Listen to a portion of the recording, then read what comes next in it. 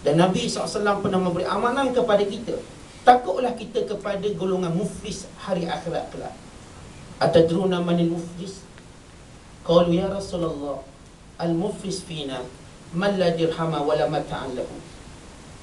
Faqala Nabi SAW, al-muflis min ummati ma ya'ti yawm al-qiyamah bisalatin wa zakatin wa siyamin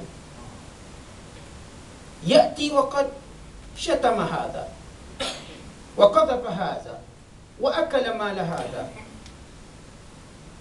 wa safaka dima hadha wa daraba hadha fayu'ta min hasanatihi fayu'ta hadha min hasanatihi wa hadha min hasanatihi fa in faniyat hasanatuhu akhadha min khatayahum faturihat alaihi faturiha finnar. Rawahu Muslim. Kamu tahu siapa yang bankrupt di kalangan umatku? Kata para sahabat, muflis dan bankrupt tu orang tak ada duit dan tak ada aset. Kata Nabi SAW, muflis yang sebenar ialah umatku yang datang pada hari kiamat membawa puasa, membawa zakat, membawa haji, membawa ibadatnya. Dia bawa solatnya, dia bawa zakatnya, dia bawa puasanya. Ni ibadat tahflaka ni. Tetapi dalam masa yang sama, dia maki orang tu. Dalam masa yang sama, dia fitnah orang tu, dia aibkan orang tu. Dalam masa yang sama, dia mengambil harta orang tu. Dalam masa yang sama, dia menumpahkan darah orang tu. Dalam masa yang sama, dia menganiaya orang tu. Maka Allah mengambil kebaikannya, beri pada orang tu. Sehingga habis kebaikannya, lalu Allah ambil kejahatan orang yang dia aibkan, orang yang dia aniaya zalim, letak atas belakang dia, lalu disumbat di dalam neraka. Muflis, asal ibadat banyak, tapi bila kita ada masalah 5 orang, maka ini berat. Dan seminggu 2 ni saya selalu menyebut tentang, dan minggu lepas, 2 minggu lepas saya pernah sebut pada saudara-saudara semua, ibadat dalam Islam sebenarnya membentuk akhlak. Sebenarnya bila makin dekat kita dengan Allah, akhlak kita lebih baik. Dan di antara akhlak itu, saudara, kita tidak mengaibkan orang. Dan kita tak suka cerita benda-benda buruk orang. Bukan kita kalau boleh tak nak dengar. Kalau kita dengar dengan tujuan kita nak start kat mana, kita nak insafkan dia, kita nak sedarkan dia. Seorang mengadu, share orang ni, dia minum arak, dia berjudi, okey tak apa, nanti saya akan cuba macam mana saya nak bercakap dengan dia supaya dia berhenti benda ni, berhenti benda tu. Kalau dengan niat macam tu okey, tapi saja nak dengar, kemudian nak buruk-burukkan, diharamkan dalam Islam. Tapi saudara, akhlak merupakan buah kepada ibadah.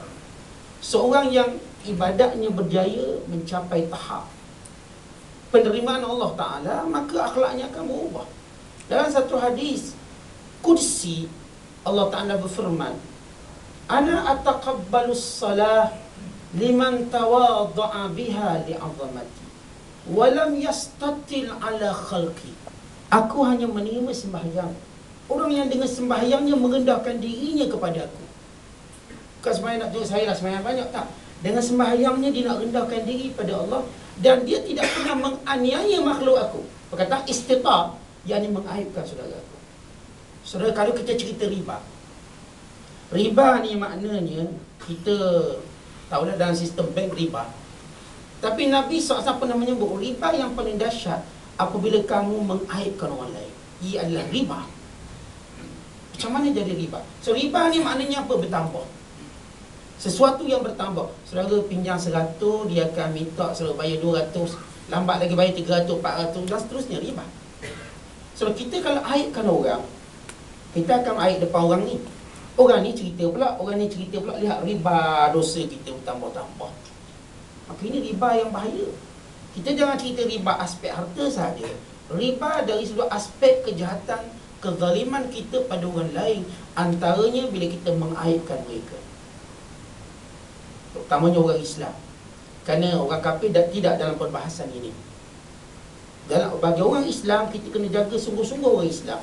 Allah berfirman, innamal mu'minuna ikhwah fa aslihu baina akhawaykum. Bahawasanya hanya orang beriman bersaudara, maka kamu mesti berfikir untuk mendamaikan persekitaran sesama kamu. Adapun kita dengan orang kafir tidak ada hubungan saudara. Walaupun ada satu iklan orang kafir kata kita saudara, itu tak betul tu. Dia ngaku, itu tidak ada pengiktirafan dalam Islam. Saudara ni maknanya saudara kita saling memberi syafaat antara satu sama lain di hari akhirat kelak. Orang kafir tidak saudara kita sehingga dia Islam, maka dia saudara kita. Walau bangsa dia apa sekalipun, dia masuk Islam, dia saudara kita. Maka mula senarai kewajiban kita sebagai seorang Islam. Seorang Arab Badui mendengar seorang lelaki mencela lelaki lain di hadapan khalayak ramai. Maka orang Arab Badui berkata kepadanya, kamu telah menunjukkan aibmu yang banyak akibat banyak menyebut aib orang lain. Sebab orang yang mencari-cari aib orang lain sesungguhnya ia sedang menggali sebanyak yang ada pada dirinya. Maka termasuk kebahagiaan seseorang adalah sibuk dengan aib dirinya daripada aib orang lain. Seorang penyair berkata, jika seorang itu berakal dan warak, dia akan disibukkan oleh aib dan kewarakannya. Sebagaimana orang sakit akan disibukkan oleh sakitnya daripada kesakitan yang diderita oleh seluruh manusia. Saudara, perumpamaan kita jaga aib sendiri macam kita sakit. Saudara, kalau kita tengok atau pengalaman kita duduk ward, kita sakit, kita peduli ke patient nombor 2, nombor 3, nombor 4? Kita tak peduli. Kita lah, saya sakit sekarang. Orang sakit, kita sakit perut, yang sana sakit jantung, yang sana sakit kaki, kita tak peduli. Kita nak kita ni, kita nak sembuh kita dulu. So lihat, ini perumpamaan. Bila kita tengok diri kita, Allah, saya ni sembahyang pun tak kosong lagi, maka baiki. Daripada kita duduk sibuk, dia sembahyang saya nampak macam tak kosong je, kita tengok ukur sendiri. Kalau kita lihat puasa kita, saya punya puasa belum baik lagi. Keinginan saya makan masih kuat. So kita kalau puasa, keinginan makan masih kuat, kita belum berjaya berpuasa. Kalau puasa ni nak didik, kita kurang makan. Bukan nak didik kita tak makan sekejap pun dia belasah lepas tu. Mendidik kita kurang makan. Sebab mana-mana ilmu perubatan, saudara, tanyalah. Kekenyangan merupakan satu penyakit. Tanyalah perubatan India, perubatan cara Arab, perubatan cara dukun Melayu dan sebagainya. Kekenyangan merupakan satu penyakit. Bukan bila kita dapat mengurangkan isi perut, sebenarnya kita akan rasa ringan. So ringan berat kita bukan, rasa ringan ni sudah bukan disebabkan faktor, kita katakan faktor berkait dengan senamang atau sebagainya, berkait dengan makan. So kalau kita makan, kita rasa macam badan kita nak terbang atas langit. Kalau kita kurang makan. Kalau kita lapar, so rasa macam nak terbang. Tapi bila kita kenyang, rasa nak rebah masuk dalam tanah. Dia punya berat tu, rasa tak boleh bangun.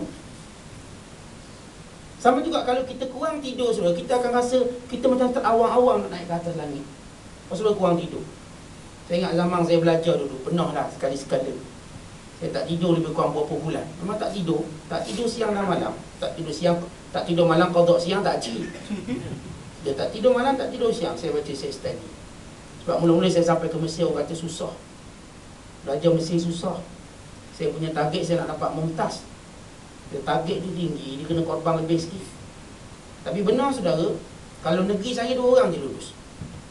Satu Malaysia 10 orang lulus. Daripada hampir 500 orang pelajar, 10 orang lulus. Saya di antara alhamdulillah yang lulus. Tapi bila saya study, memang saya tak tidur. Saya baca tu, saya baca ni, ikut dah. Tapi esok hari bila saya berjalan, memang rasa macam nak terbang. Lepas saya buat berminggu-minggu, memang rasa nak terbang. Bila tak tidur malam, memang kita akan rasa sifat macam tu. Tapi kalau kita kuat tidur, saudara, rasa macam tak nak bangun, lekat kat tanah. Itu di beza dia. Artinya bila saudara tak makan, kurang makan, saudara kurang tidur, saudara memberi hak pada rohani. Rohani sifat dia naik ke atas. Bila saudara banyak tidur dan banyak makan, saudara hanya beri hak pada jasmani. Sifat jasmani dia nak turun ke bawah, nak jadi ahli kubur cepat-cepat.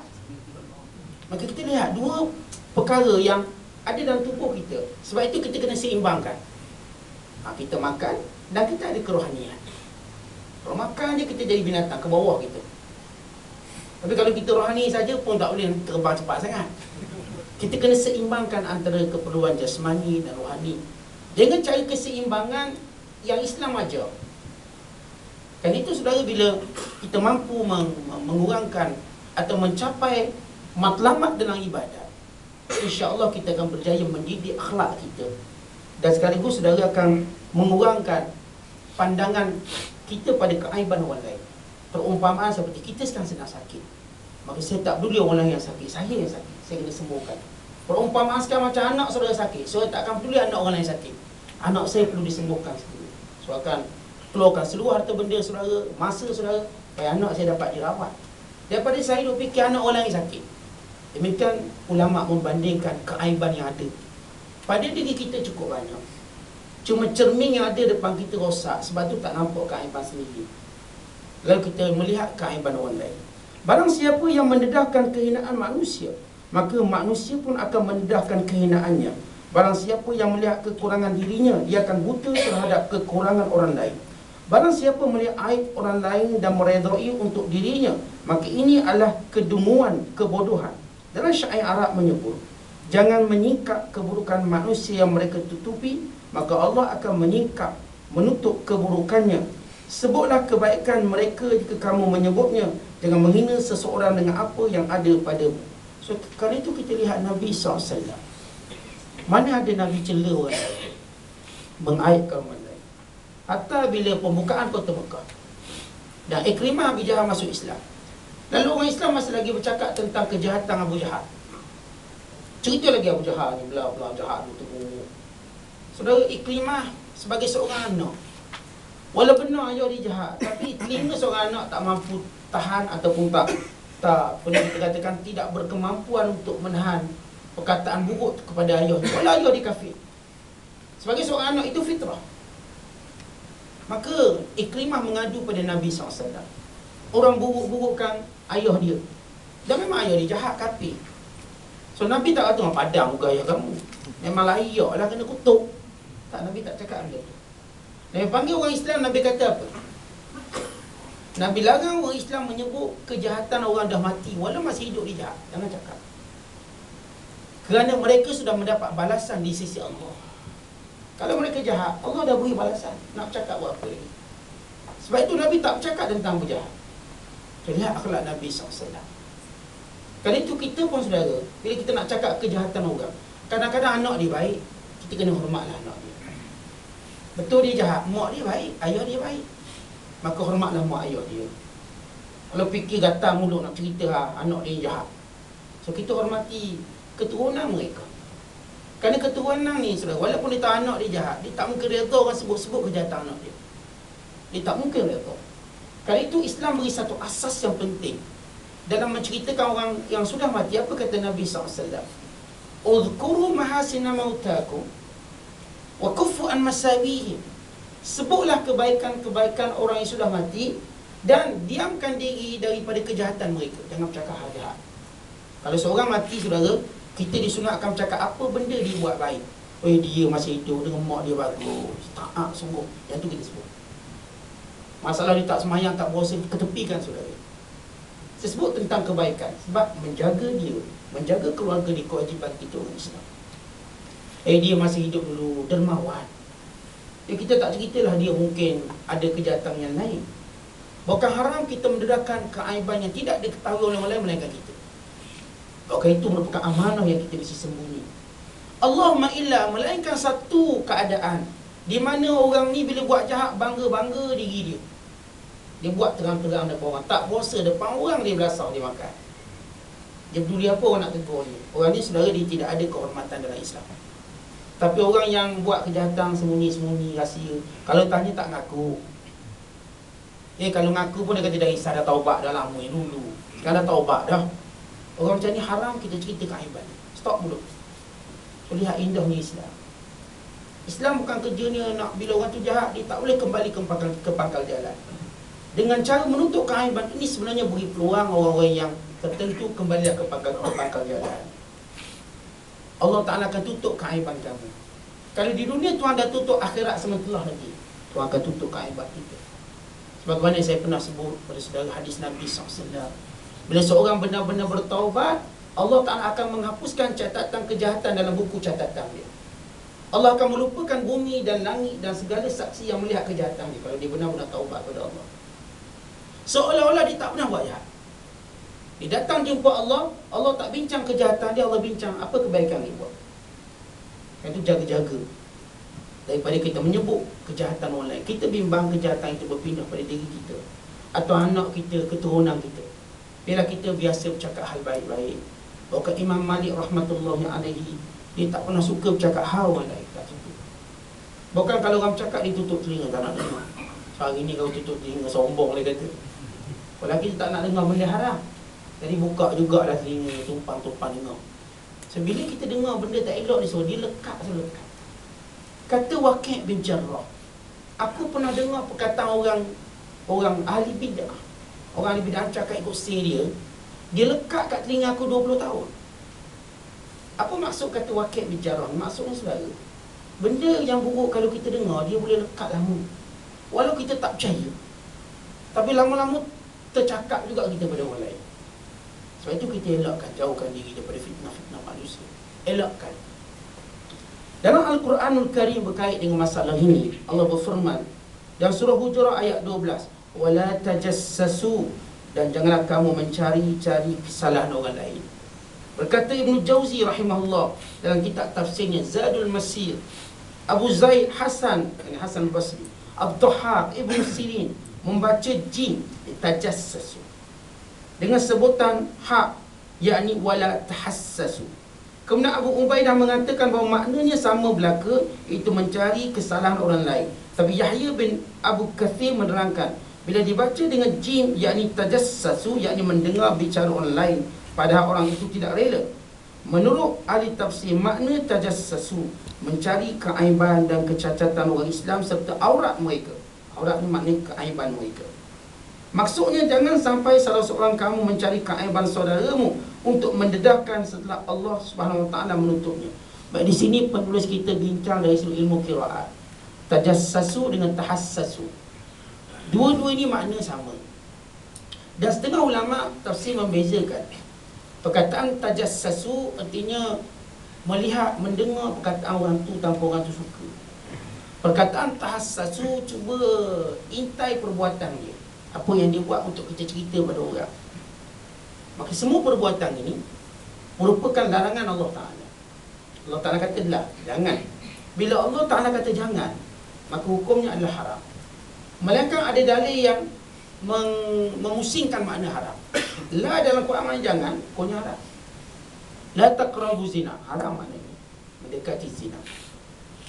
Perkataan la dalam Quran secara makna asalnya ialah haram. Maka sebut wala tajassasu, jangan mengendap, jangan mengintip, jangan mendedahkan keaiban orang lain. Bahkan kata Nabi SAW, bila dua orang bercakap, bila mereka berpaling dan berpisah, ia amanah. So kita kalau musafir dua orang, banyaklah cerita kita. Cerita hak kita, hak bini kita, anak kita, hak mak kita. So kita niat kita nak ngadu lah biar ada orang beri pendapat, pandangan. Bila berdua ni rahsia bocor. Sebab itu kata ulama, hati-hati bila kamu berdua, kamu akan bocor semua benda. Kalau kita berjalan bertiga, kita jaga lagi. Berempat, berlima. Kalau saudara berdua, saudara berdua saja akan bocor segala rahsia. Sebab tu kalau saudara nak tahu rahsia orang, berjalan berdua. Tahu banyak rahsia. Dia akan cerita belaka, dia bertemu dengan bini dia macam mana, mak dia bertemu dengan bapak dia macam mana. Habis, dah nak habis 4 jam jalan ni. Pada tengok jalan je, pada dengar radio, maka dia akan cerita semua. Dan Islam kata apa? Bila dua orang bercakap dan berpaling serta berpisah, apa yang didengar itu amanah. Amanah, saudara. Walaupun empunya ni kata jangan tak cakap pun, jangan cerita ke orang. Walau dia tak cakap, ia bererti jangan cerita ke orang. Itu indahnya Islam. Tapi kita cerita semacam, Ustaz dia tak kata pun jangan cerita. Dia kata dengan maksud bersifat hal. Sudah benda tu benda aib dia, takkanlah seorang tak faham. Maknanya jangan cerita lah tu. Tapi kita tak boleh. Sebab bila kita belajar Islam, so lagi dalam, kita nampak benda ni banyak.